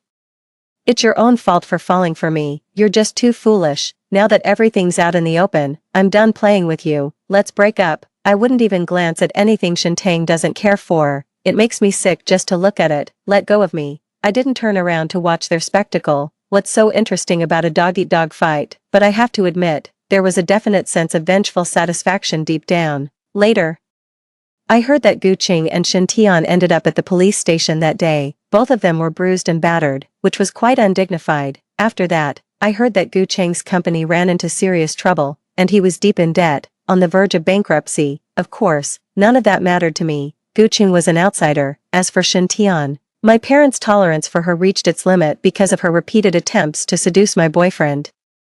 They completely cut ties with her and kicked her out. I thought I'd never have anything to do with either of them again, but I never expected Gu Qing to have the nerve to come see me. He waited for me outside the company after work. Gu Qing looked like he'd lost a ton of weight since I last saw him a few months ago. He seemed completely dejected. Of course, I'm well aware of the bind he's in right now. If he can't secure another loan, his company is going under, he said. Tang Tang, I was wrong.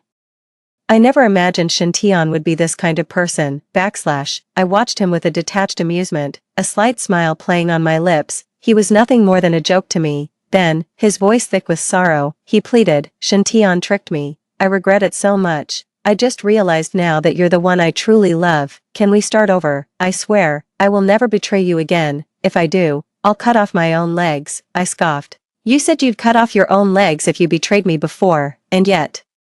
Here you are, still with all your limbs. Are you a centipede or a crab, with so many legs to spare? Gu Qing was utterly mortified by my words. Cut the act. I'm not going to co-sign a loan for you at the bank. Every second I spend on you is a waste of my life. I didn't come here for you to help me with a loan. I've truly realized that you're the one I love. Honestly, I was jealous when you were with Song Yuan, but I was too afraid to admit it, afraid you'd laugh at me. And now you're not afraid. I'm more afraid of losing you than of you laughing at me. Ugh, I couldn't help but gag. That's truly disgusting. Gu Qing, his face pale and eyes red-rimmed, asked me, Tang Tang, do you really not forgive me? Weren't you and Song Yuan just putting on a show to expose Shen Tian, so I'd see her true colors and we could get back together? I really couldn't help but laugh again. I didn't waste any more time with him and just said, Gu Qing, you're not the only one who's been reborn. 12. Gu Qing was stunned. In our past life, when you took your own life for Shen Tian, did you ever think about me, pregnant with your child? What reason do you think I have to forgive you, let alone love you? Everything I've done is purely for revenge, I said coldly, for myself, and for the child I never got to have. Tang Tang, I'm sorry, I'm so sorry. Gu Qing panicked. Reaching for me in distress, I pulled away. He kept muttering. I was wrong, terribly wrong. How could I abandon you, abandon our child, for a woman like that? Tang Tang, I found it annoying, so I called over security. Get him out of here. Don't let him set foot in this place ever again. Tang Tang. Gu Qing was restrained by the security guards, but his eyes remained fixed on me, filled with deep regret. To me, it was utterly ridiculous. If only I had known then what I know now. I left without a word, and never let Gu Qing see me again. I blocked his calls and ignored all unknown numbers. He waited for me at the company, then downstairs at my place. I had the security guards kick him out, and even called the police, completely cutting off any chance of Gu Qing bothering me again. Just when I had completely forgotten about these people, Shen Tian suddenly came looking for me. She shamelessly demanded money from me, threatening to expose how my family kicked her out if I didn't pay. Aiming to ruin my reputation and that of the entire Shen family, I immediately sent her the video of her seducing Song Yuan. I knew all along she'd pull a stunt like this once she was desperate. Shintian has gone mad. As I was driving home from work, Shintian recklessly swerved her car directly into my path. Just then, another car came out of nowhere and slammed into Shintian's vehicle, sending it flying. She's currently walking cautiously into the wedding venue in her bridal gown. Intending to snatch Guqing away, I got out of my car, my heart pounding. Shintian's car was completely mangled, and she was trapped inside, bloody and motionless. The other car wasn't in much better shape. Guqing was covered in blood in the driver's seat, but his eyes were open, as if he was trying with all his might to see me clearly. I saw his lips move, as if he was saying, "I'm sorry, it's no use." I shook my head, refusing his apology. Even if Guqing dies, he'd still be atoning for our dead child. I'll never forgive him for what he did. Soon, the police arrived at the scene. Shintian died on the spot. Guqing became a vegetable after resuscitation and remained bedridden indefinitely. I never went back to the hospital to see him, because Guqing no longer existed in my world. After all, my life had already moved on. The end. Story 2. In our final semester of high school, the billionaire's daughter confessed to her childhood sweetheart. He turned her down and publicly declared his love for me, the girl who'd always adored him. Believing his feelings were genuine, I followed him through every reckless escapade until my grades plummeted, dethroning me from academic royalty. At graduation, he went official with the billionaire's daughter, who'd secured early admission to an elite university. I overheard him sweet-talking her while badmouthing me. I read her diary. She's been obsessed with me for over a decade. Just another pathetic simp. Who'd ever want someone like that? The only reason I'm with her is to make her give up that guaranteed admission spot for you. I promised your parents I wouldn't ruin your academic future. How else would they let you marry me? After dying in a daze from that car accident, I woke up reliving the day my boyfriend first confessed his feelings. He held up the flowers with tender affection, declaring his love for me. I slapped him across the face. 1. Shinzinan confessed his feelings to me right after noon dismissal. When the schoolyard was packed with students, he suddenly came charging out. He scooped rose petals from his pocket, scattered them on the ground, then knelt on one knee holding a bouquet of baby's breath to confess. Xingxing, I love you. Will you be my girlfriend? There he knelt amidst crimson petals, the bouquet held high. The classmates rarely got to witness such drama during their stressful high school days. One by one, they all started egging us on. His loving gaze only sent chills down my spine. Had I not been reborn a month ago, I might have actually fallen for his tender facade. We were both orphans who grew up in the same institution. We studied together, worked odd jobs to make ends meet, clinging to each other for warmth through hard times. In my past life, I'd already fallen for him. I eagerly accepted his confession, declaring with conviction under our teacher's disapproving gaze that we'd stay together forever. After that, he started skipping class with me. He'd pass me secret notes during lessons. He even said he'd make me experience a woman's pleasure before graduation. My grades kept plummeting, yet whenever I tried to improve, he'd coincidentally pull me back down harder. But back then, I believed love could sustain me, completely ignoring my teacher's warnings.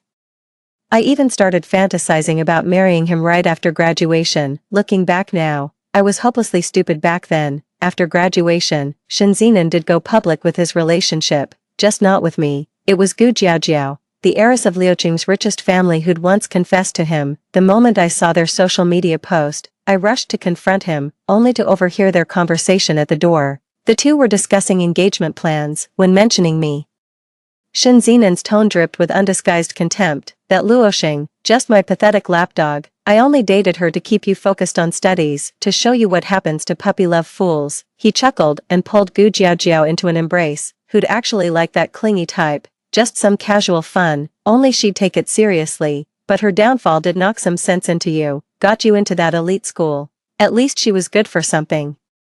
I promised your parents I wouldn't disrupt your studies. How else would they agree to let me marry their precious daughter? Pouting playfully, Gu Jiajiao asked, you two were childhood sweethearts, and after dating for half a year, she must still hold some place in your heart, right? He smirked mockingly. Never. I don't know how I walked away. At that moment, I didn't even have the courage to push open the door and slap him. When I came to my senses, I'd already been run over by a truck.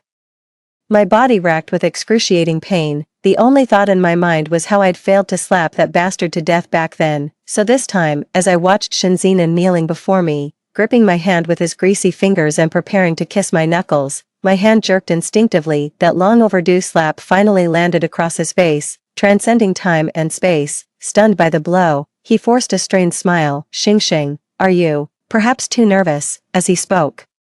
He shoved the bouquet into my arms and moved in for a hug. I kicked him in the groin and immediately followed up with a backhanded slap. Looking down at him curled on the ground, my expression turned icy. I don't like you and won't accept you. Stay away from me from now on. I've been keeping my distance from you all month. Why can't you take the hint? I looked around with disdain and said, everyone, just leave. Shinzinen, who had been brimming with confidence about his confession, froze on the spot. Even the surrounding classmates were stunned. After all, everyone knew I used to have a crush on Shinzinen, always following him around like a puppy, though I'd been keeping my distance from them this past month, going solo all the time. They just assumed we'd had a lover's quarrel. Even if it's a rejection, you didn't have to be so brutally harsh. Shinzinen scrambled up from the ground, his face dark as thunder. He glared at me viciously. Luo Xing, have I spoiled you too much?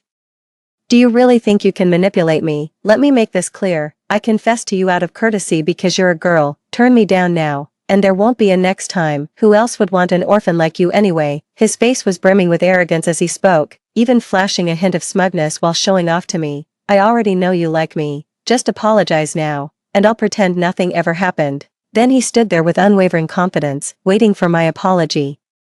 After all, in all those years before this, we'd never had such a serious argument. Even when he forcibly brought Gu Jiajiao, the transfer student in senior year, into our social circle, I just silently sulked for a day. The next day, I was the first to extend an olive branch. I scoffed coldly. Did you catch some delusional disease? When did you become this narcissistic? We're both orphans, but we're nothing alike. You've got no looks, no grades. Do you really think the top student would fall for a hopeless loser like you? A mocking glint flashed in my sharp eyes. You think you're worthy? The taunt instantly pierced Shinzinen's fragile ego. Nothing infuriated him more than people mocking his flaws. But he's got way too many flaws. This guy's like a walking landmine. You never know what random comment might set him off. All these years I've been tiptoeing around his fragile ego. But not anymore. He looked utterly humiliated, his whole body trembling with rage. His finger trembled as he pointed at me. How dare you humiliate me like this? A dark glint flashed in his eyes, playing hard to get. If your diary hadn't spelled out your feelings for me,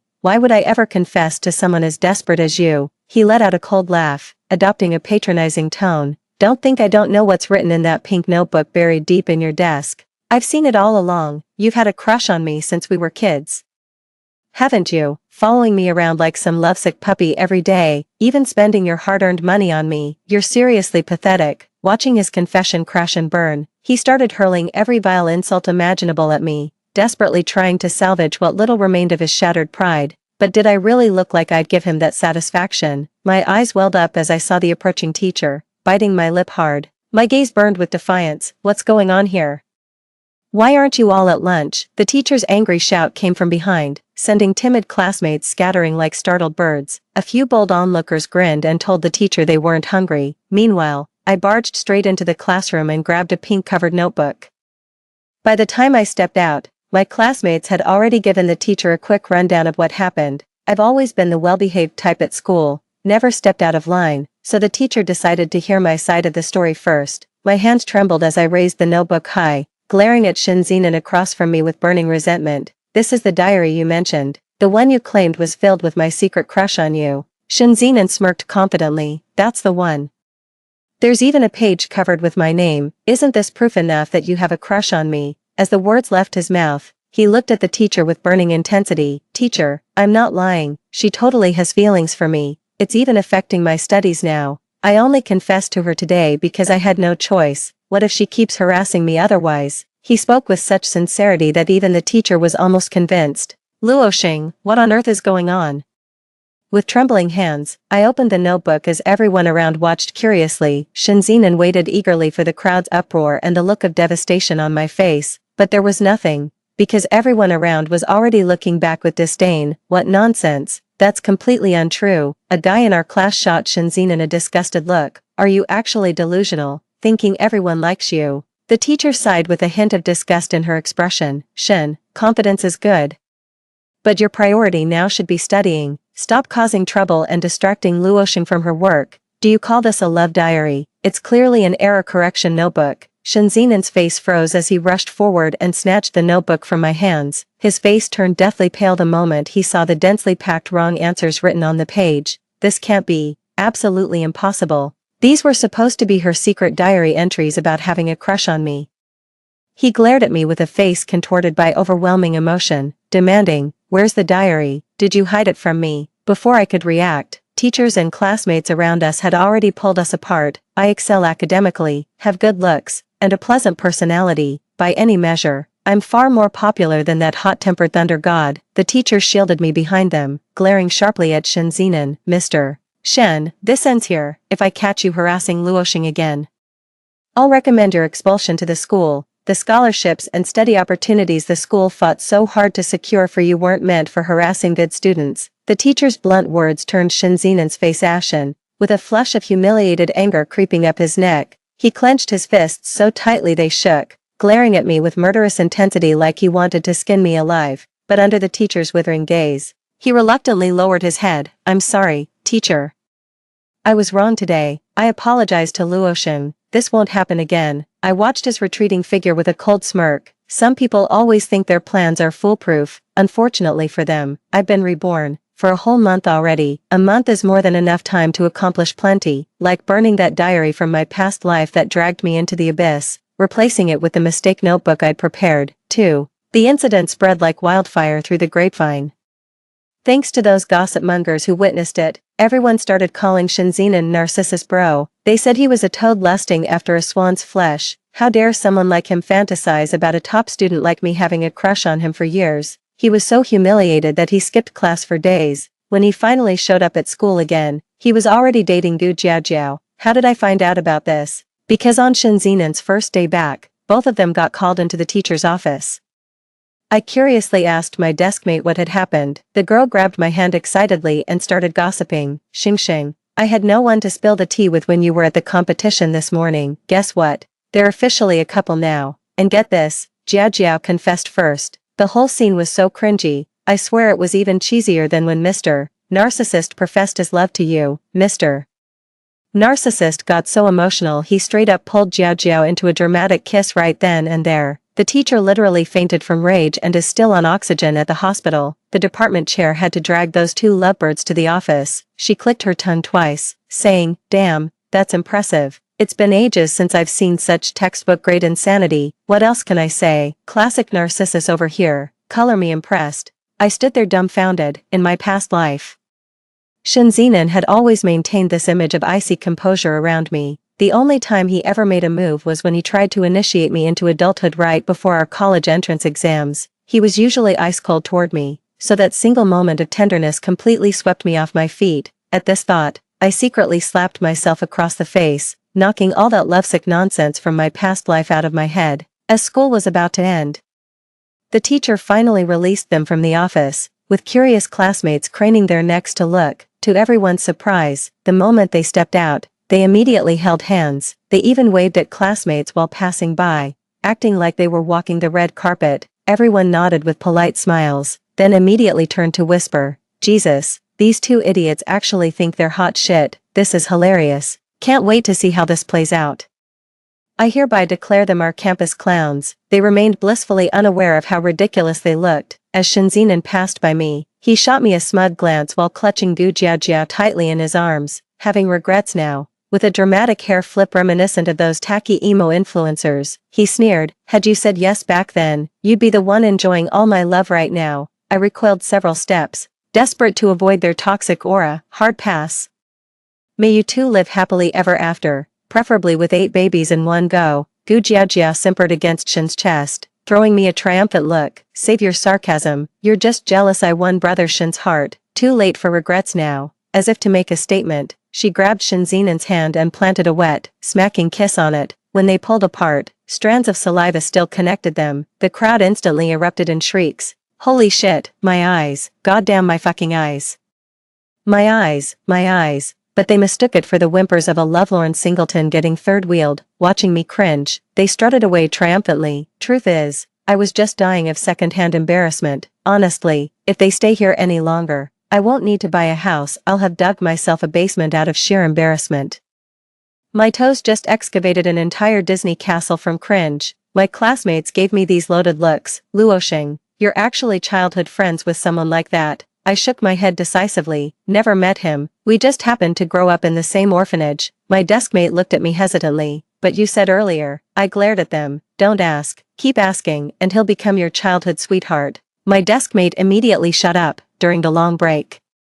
He gave Gu Jiaojiao a bouquet of flowers. Passing classmates shot them amused glances. Gu Jiaojiao mistook them for looks of envy. With her head held high like a proud swan, she accepted the bouquet. The couple embraced sweetly before everyone. The furious teacher scowled in disgust as they walked past the couple. It was clear no teacher cared to discipline them anymore, yet the pair seemed to take this as the teachers endorsing their romance. They began flaunting their affection even more openly.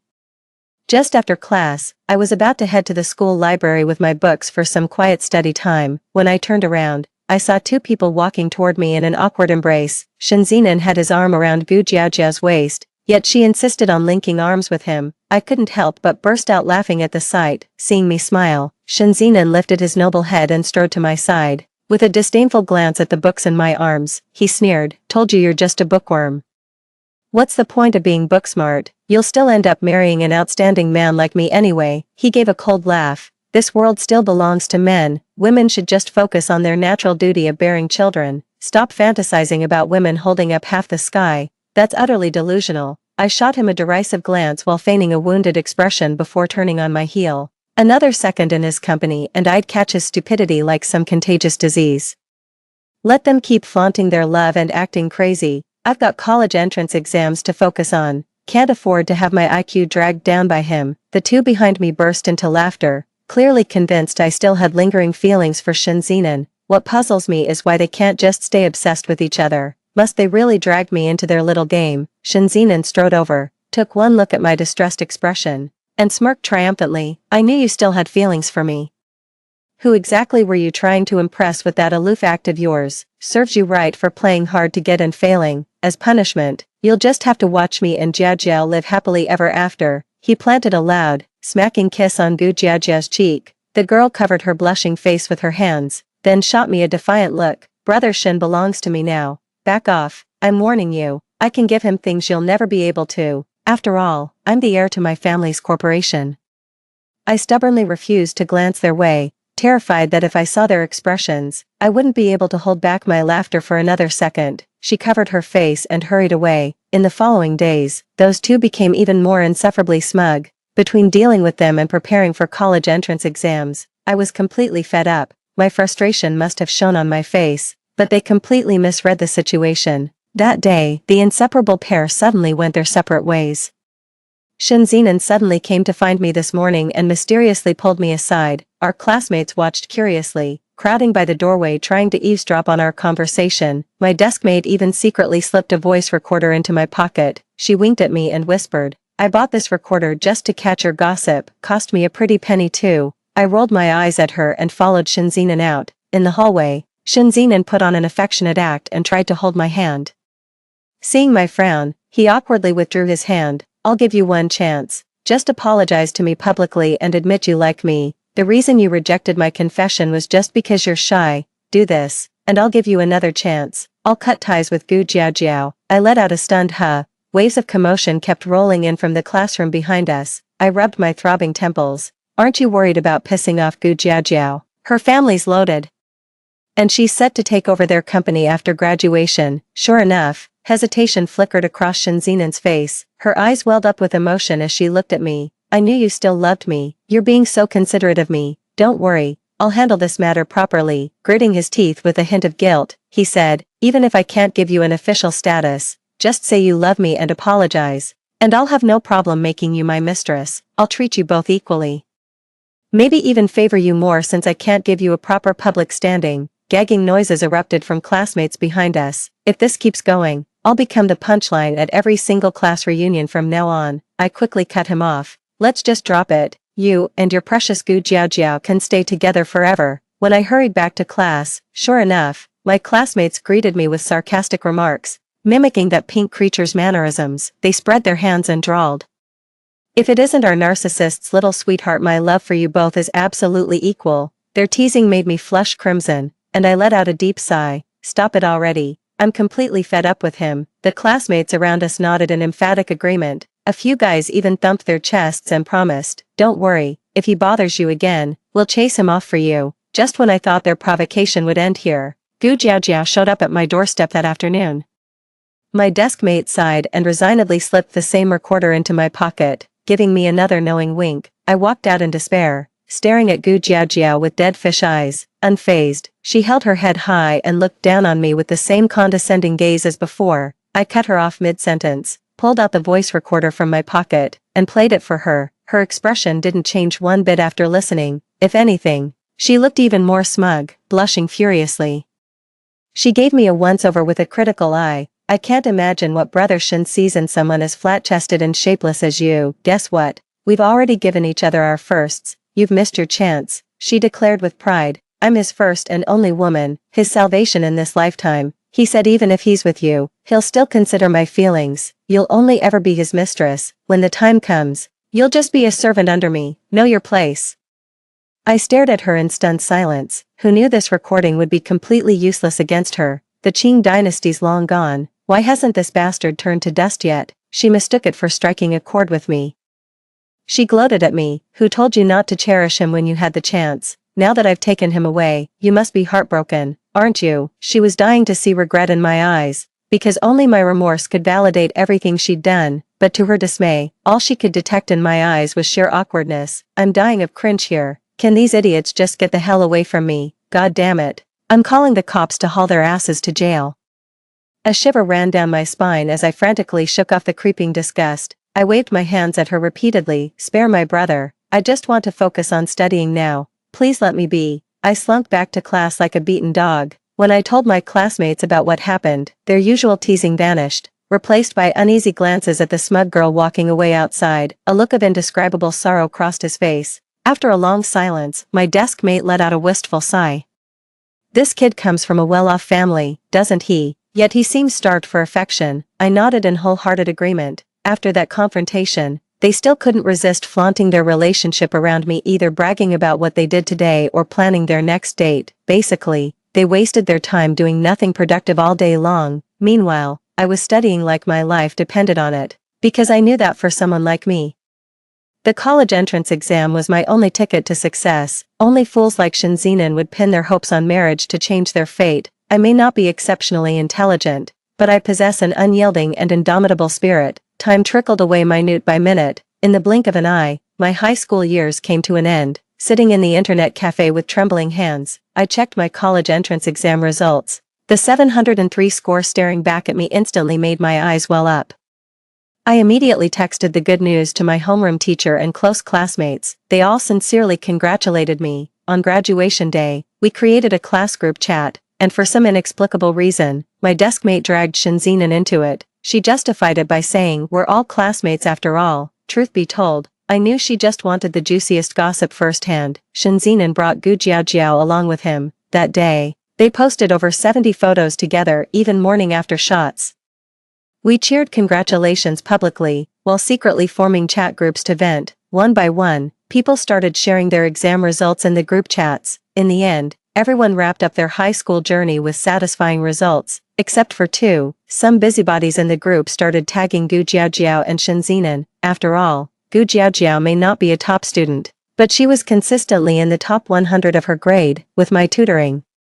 Shenzinan even had the potential to break into the top 20. Although they missed the final mock exams due to various reasons, both teachers and classmates still had high expectations for them. Skipping a mock exam is one thing, but how could you possibly bail on the actual college entrance exam? The two remained completely silent. The silence was deafening. Someone then posted a photo in the group chat, a pale-faced Gu Jiaojiao clutching her stomach, and Shenzinan with bruises covering his face.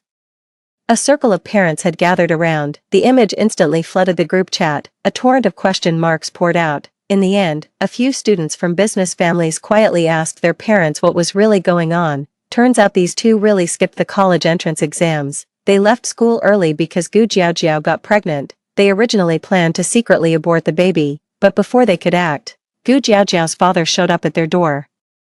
The Gu family found the couple passionately making out on the hotel bed. they were caught with their pants down, literally, both ended up hospitalized. Gu Jiaojiao suffered a miscarriage from this shock, while Shen Zinan was beaten severely on the spot, still fighting for life in ICU with a concussion. Watching the group chat discussion made my eyebrow twitch uncontrollably. Since my rebirth, too many things have changed. Just then, someone suggested we should at least go see them after all. We were classmates. Upon closer look, the person raising objections turned out to be my high school desk mate. She sent me a Doge meme, and everything suddenly clicked. I replied with an eye roll emoji. She chuckled and sent a voice message. Don't tell me you're not curious to check it out. Her bewitching words made my heart skip a beat. How could that be? All I want right now is to see Shen Zinan's miserable state. We agreed to visit him at the hospital together, but to our surprise, Shen Zinan woke up the moment we entered the ward. The moment he saw me, an unprecedented light flashed in his eyes. Xing, is that really you? God, I've missed you so much. He staggered, trying to get out of bed, but excruciating pain stopped him cold. He stared at his own body in shock, then looked around at the people nearby with dazed confusion. My eyebrows shot up. Is this guy also reborn or something? Suppressing my suspicions, I shot him a disgusted look. What do you want? Your wife's still hospitalized after her miscarriage. He stared at me in shock. What wife? You're the only one I love. The surrounding classmates started making disgusted tisk-tisk noises. That's exactly what I was thinking, muttering damn it. I turned to leave. Little did I know worse was yet to come. After returning from the hospital that day, Shen Zinan clung to me like some persistent pest I couldn't shake off. He showed up at my part-time workplace too.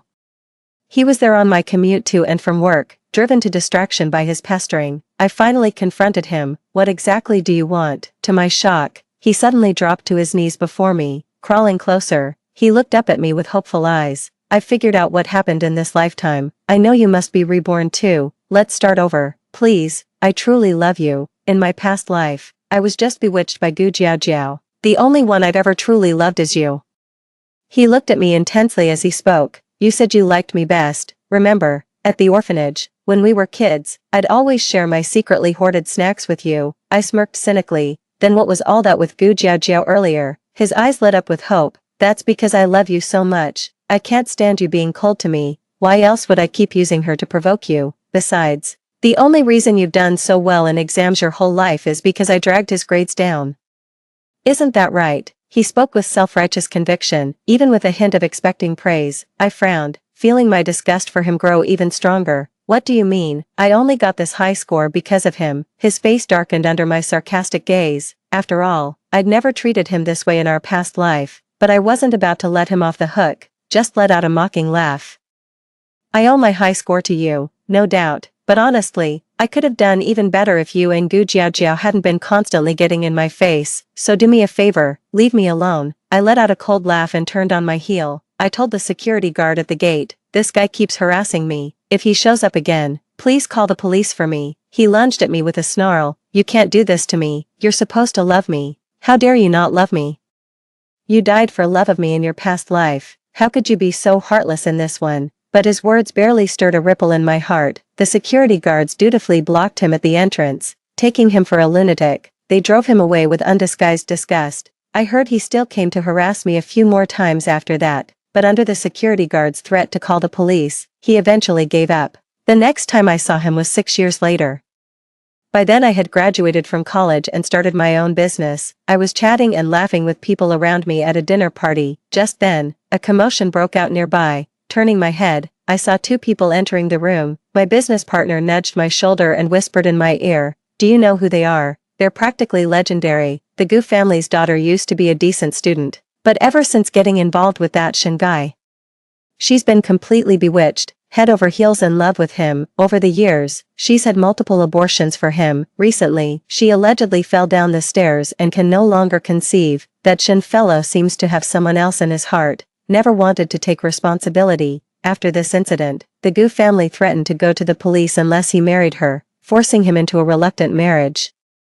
The business partner recounted the story with unmistakable mockery in their eyes. Their mocking gaze made me feel like a circus clown. I stared at them in astonishment as if meeting them for the first time. Seems their relationship hasn't been great during my absence these years. Our eyes met the moment I spotted them. Gu Jiaojiao's eyes lit up instantly as she strode toward me with an air of haughtiness. She sneered condescendingly, what? Did your boss bring you along to this cocktail party?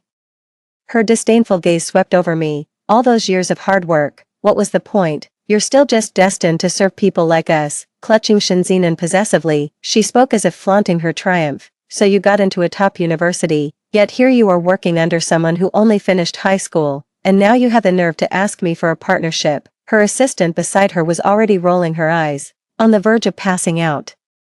Desperately clutching her arm to stop her from speaking further, pleading eyes turned to Shinzinan, but he was staring back at me with nothing but resentment. It was as if he blamed me for utterly destroying everything he had. Just then, the organizer of the banquet finally made an appearance. He gave a nod in my direction. I responded with a smile, and he stepped onto the stage flattered to begin his speech, his gaze firmly fixed on me. After all, the sole purpose of hosting this cocktail party today was to secure a partnership with me. Just then, Gu Jiaojiao pushed her way to the front row, gazing at him with starry-eyed admiration. She even turned back to throw a mocking jab at me. See that? That's our company's biggest client. Only people of our financial standing can land deals with someone like him. Someone like you will never get the chance to work with him in this lifetime. Shinzinan then leaned in close to me and whispered.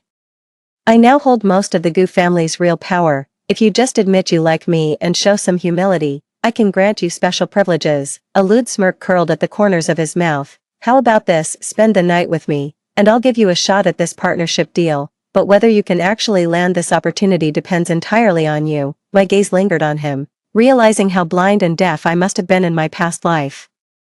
How could I ever have fallen for such a disgusting creature? Just then, the speech above concluded, the chairman strode briskly toward the audience. Gu Jiaojiao, who'd been waiting expectantly, assumed he was approaching the Gu family and immediately stepped forward with a beaming smile. Chairman, I'm from the Gu. Before she could finish, she watched in disbelief as the seemingly unapproachable chairman walked past her with a warm smile, straight toward me. But back then, I foolishly believed love could sustain us. Turning a deaf ear to my teacher's warnings, the two men froze in shock, staring at me with stunned expressions. The chairman's expression shifted slightly as he introduced with a smile. This is our company's primary raw material supplier I mentioned, also our second largest shareholder after me. I'd like you to meet. We'll be embarking on a 3-year collaboration moving forward. Their expressions shifted through a spectrum of emotions.